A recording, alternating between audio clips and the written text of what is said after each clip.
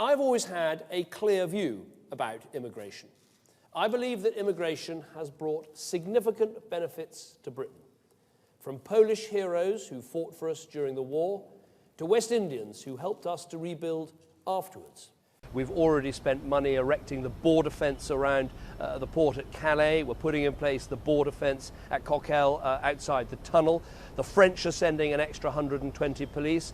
Everything that can be done will be done to make sure our borders are secure and make sure that British holidaymakers are able to go on their holidays. People have crossed deserts and seas to get here, to get to Britain. Do you sympathise with them?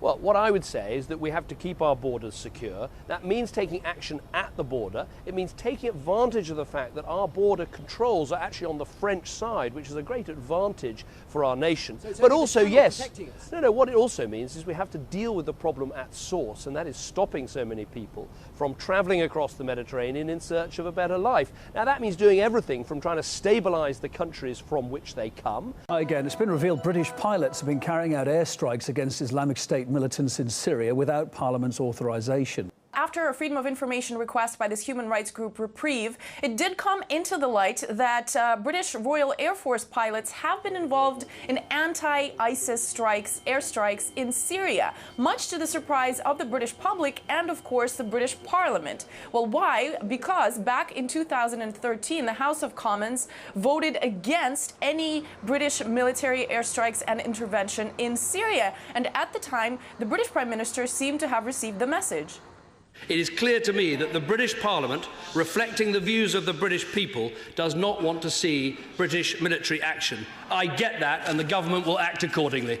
Well, it's a question which a number of MPs, including Conservative backbenchers, are asking. Well, there was a very clear vote 2 years ago against any involvement in military operations in Syria, and yet we discover in the same week the United Kingdom's Defence Minister has said that he believes the RAF should carry out airstrikes in Syria as well as Iraq. So in the same week we discover that 20 pilots embedded with the US Air Force have been involved in these operations in Syria.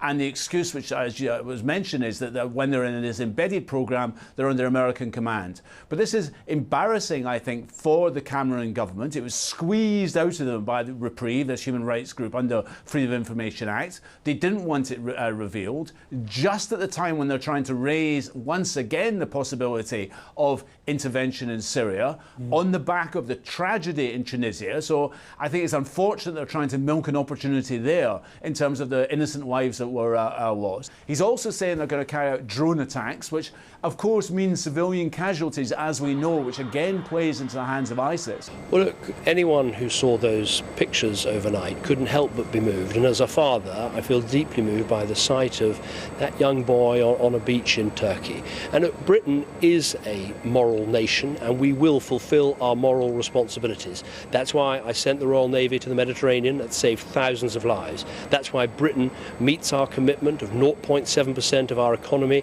spent on aid, much of which goes to North Africa, goes to the Middle East to help those countries. That is why Britain is the second biggest bilateral donor in the world to those Syrian refugee camps. And that is why, yes, we are taking thousands of Syrian refugees, and we'll continue to do that. And as I said yesterday, we keep that under review. But as I also said yesterday, there isn't a solution to this problem that's simply about taking people. We need a comprehensive solution, a new government in Libya. We need to deal with the problems in Syria. I would say the people responsible for these terrible scenes we see, the people most responsible are President Assad in Syria and the butchers of ISIL and the criminal gangs that are running this terrible trade in people. Effectively, what was a let them drown policy has produced many hundreds of deaths. Do you regret that original decision? Well, I think it's true that the policy hasn't been working, which it's right to revisit the policy as we did yesterday in Brussels and put military resources in place, but also have a comprehensive strategy to go after the boats, go after the traffickers, go after this evil trade. I don't accept your version of how these events happen. But I asked you if you regretted it, because the fact is, whatever it was that you decided has yielded many, many hundreds of deaths. Well, what I regret is that this trade is the responsibility of the traffickers and the gangs.